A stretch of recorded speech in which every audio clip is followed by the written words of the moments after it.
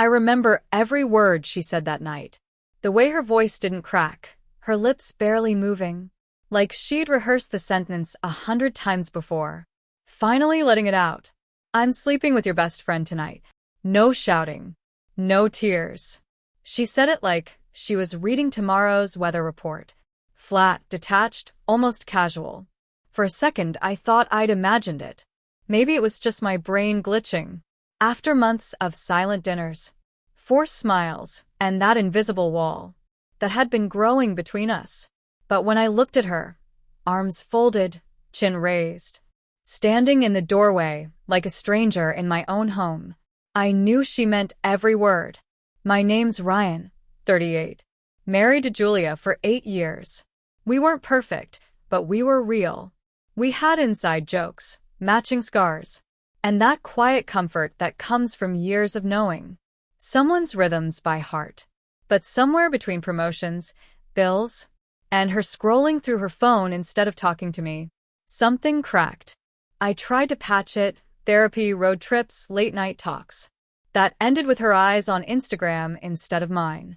And then there was Adam, my best friend since college. The guy who toasted our wedding, who helped us paint this very living room. Lately, he was around too much. They shared looks I didn't understand, laughed at things I wasn't part of, texted while I sat right there pretending not to notice. I told myself it was nothing, that I was being paranoid, until she said those words. The world stopped. I remember the hum of the fridge, the steady click of the ceiling fan, the faint scent of her perfume, the one she wore when she wanted to feel in control. I didn't yell, didn't throw a thing. I just said, okay. She blinked, thrown off. Maybe she expected rage, tears, a scene. Instead, I walked past her, poured a drink, sat on the couch. The sound of ice hitting glass was louder than either of us. Did you hear me? She asked, voice sharp now. I did, I said, taking a sip. I just don't argue with people who've already decided what they want. For the first time, her confidence wavered. I saw it, a flicker of doubt behind her eyes. She wanted me to break, to beg, to make this feel like betrayal instead of closure. But I didn't. I just sat there, calm, unshaken, like I'd been waiting for the truth to finally arrive. What's wrong with you? She spat. Say something. I think you already said enough.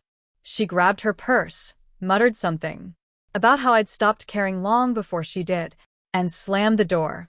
The echo lingered like a gunshot. For the first time in years, the silence felt good. Not peaceful, but clean, like a wound finally allowed to breathe. That night I didn't drink, didn't text her. I opened my laptop. I went through the bank accounts, the lease, the insurance, every shared piece of our life. Not out of spite, just clarity. By sunrise, everything was sorted, labeled, ready. At 8:07 a.m., I sent her one message. Just a single line. When you come back, your things will be packed. Don't bother knocking. No insults, no drama, just facts. Adam called around noon. His voice trembled. Ryan, man, listen. It's not what you think. I don't need explanations. I cut in. You made your choice. I'm making mine. He tried to laugh it off, to pull me back into normal. Come on, dude. Don't do anything stupid. I let out a quiet laugh. Don't worry. I'm done doing stupid things. For people who don't deserve it. That night, I changed the locks. Folded her clothes into boxes. No anger, no tears, just precision. And for the first time in years, I slept. No voices in my head replaying arguments. No looping questions about what I could have done better. Just stillness. Because sometimes the loudest revenge is indifference. The next morning felt different, cleaner somehow. Same house, same coffee mug, same morning light. But the air had shifted. It carried something I hadn't felt in years. Clarity. Julia didn't come back that day. I figured she stayed at Adam's. Or maybe in some hotel. Pretending she was fine. Didn't matter. For once, I wasn't waiting for her call or apology. I wasn't rehearsing speeches in my head, or scrolling through old pictures wondering when it all broke. I just stopped caring. 2 days later, she showed up. Not the defiant woman who had announced her betrayal. Like it was liberation. This one was smaller, quieter. Hair tangled, eyes swollen. Still wearing the same clothes from the night she left. "You changed the locks," she said, surprised. "You said you were sleeping with my best friend," I replied. Seemed like the logical next step. Her jaw tightened. "Ryan, don't make this harder." I almost laughed. Harder? She'd already demolished the life we built, and now she wanted a gentle cleanup. I stepped aside and let her in. Her eyes swept across the living room, landing on the boxes lined neatly against the wall. Each one labeled: clothes, toiletries, books, kitchen. Even her favorite wine glasses.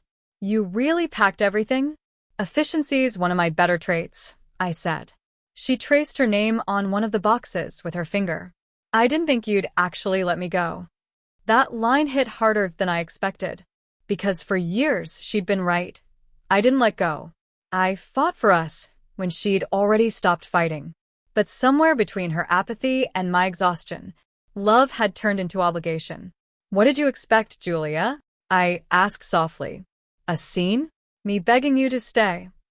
She looked up at me, searching for something. Anger, sadness, maybe love. But there was nothing left. "I thought you'd care," she whispered. "I did," I said. "You just stopped noticing when I did." She didn't reply, just nodded, eyes glimmering with what might have been regret. Maybe she finally realized it was never about Adam. It was about seeing how far she could push before I broke. And she found out. When she lifted the last box, she paused at the door. "Adam and I, we didn't." "Julia," I interrupted. "I don't need the details. You made your choice. That's enough." She hesitated, then walked out. No goodbye. Just the sound of her car engine fading down the street. I sat there, letting the quiet fill every corner of the house. It wasn't loneliness, it was relief. Something pure, like air after a storm. Over the next few weeks, rhythm returned. I worked, went to the gym, talked to people I'd neglected, while holding together a marriage that was already gone. Even Adam stopped calling. Friends said it didn't last between them. I wasn't surprised. Months later, a text came from an unknown number. "I'm sorry, Ryan. For everything." I stared at it for a long time, not out of pain but curiosity. Funny how apologies only come when they've lost all meaning. I typed one word: forgiven. Then deleted her number for good.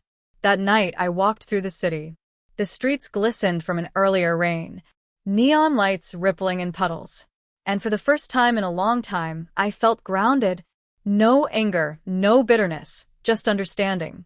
Sometimes people break you, just to see if you'll shatter. But I didn't. I bent. I ached. But I never broke. When friends ask what happened, I tell them the truth. She told me she was sleeping with my best friend. And when they lean forward, expecting chaos, I smile. I didn't yell. I say. I didn't fight. I just packed her things and moved on. Because not every story ends in revenge or redemption. Some end in peace. Quiet, earned, unshakable peace. And that, I've learned, is the most powerful answer of all.